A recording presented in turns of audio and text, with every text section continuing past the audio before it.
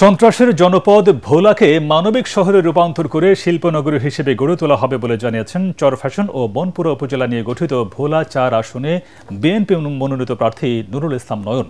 চরফ্যাশনের গণসংবর্ধনা অনুষ্ঠানে তিনি বলেন, ভোলা জেলাকে সম্পূর্ণ মাদক মুক্ত করে তরুণ সমাজকে আত্মনির্ভরশীল করতে কারিগরি শিক্ষার সুযোগ সৃষ্টি করা হবে। এ সময় নেতাকর্মীদের ঐক্যবদ্ধ হয়ে ধানের শীষের পক্ষে কাজ করার আহ্বান জানান নুরুল ইসলাম নয়ন।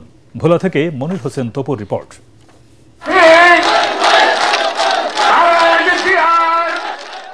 জাতীয় নির্বাচনে চরফ্যাশন ও মনপুরা উপজেলা নিয়ে গঠিত ভোলা ৪ আসনে বিএনপির ধানের শীষের মনোনীত প্রার্থী যুবদলের সাধারণ সম্পাদক নুরুল ইসলাম নয়ন।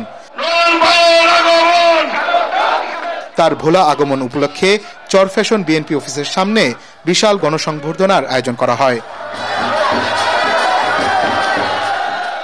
রাষ্ট্র সংস্কারে বিএনপির ৩১ দফার কথা জানিয়ে নুরুল ইসলাম নয়ন বলেন, গেল ১৬ বছর গুম, খুন, দখলবাজ ও দুর্নীতি করে ভোলাকে সন্ত্রাসের জনপদে পরিণত করা হয়েছে। নির্বাচিত হলে এই জেলাকে শান্তির জনপদে পরিণত করার অঙ্গীকার করেন তিনি। আমাদের প্রিয় নেতা বিএনপির ভারপ্রাপ্ত চেয়ারম্যান জনাব তারেক রহমান আমার হাতে ধানের শীষ তুলে দিয়ে আপনাদের সামনে পাঠিয়েছে। আপনারা গত ৩২ বছর ঐক্যবদ্ধ ছিলেন, আপনারা আমি আশা করছি আজকে ঐক্যবদ্ধ থাকবেন। আপনারা কেউ নাজিমুদ্দিন আলম সাহেবের নেতাকর্মী নন, আপনারা কেউ আমার নেতাকর্মীও নন, আপনারা বাংলাদেশ দল তথা বিএনপির নেতাকর্মী।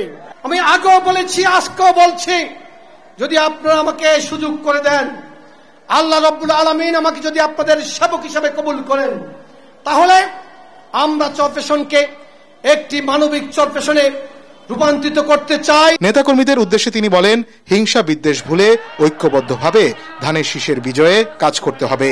আপনারা আজকে থেকে ঐক্যবদ্ধভাবে ধানের শীষের প্রার্থীর জন্য কাজ করবেন।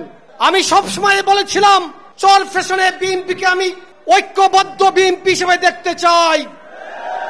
বিএনপির মধ্যে কোনো ডিভিশন কিংবা ভেদাভেদ, অনৈক্য আমি দেখতে চাই না। দলের কত বড় নেতা কিংবা কর্মী কিংবা আত্মীয় কিংবা প্রতিবেশী, মাদকের ব্যাপারে কিন্তু আমরা কোনো ছাড় দেব না বন্ধুরা আমার। জেলার দীর্ঘদিনের ভোগান্তি নদী ভাঙ্গন রোধে কার্যকর পদক্ষেপ নেয়ার পাশাপাশি প্রাকৃতিক গ্যাস সরবরাহে উদ্যোগ নেয়ার প্রতিশ্রুতিও দেন এই যুবদল নেতা। পর্যটন শিল্পে উন্নত করার মধ্য দিয়ে আন্তর্জাতিক পরিমণ্ডল ও চরফ্যাশনের নামকে ছড়িয়ে দিতে চাই। মনির হোসেন তপু, এটিএন বাংলা, ভোলা। তাদের জন্য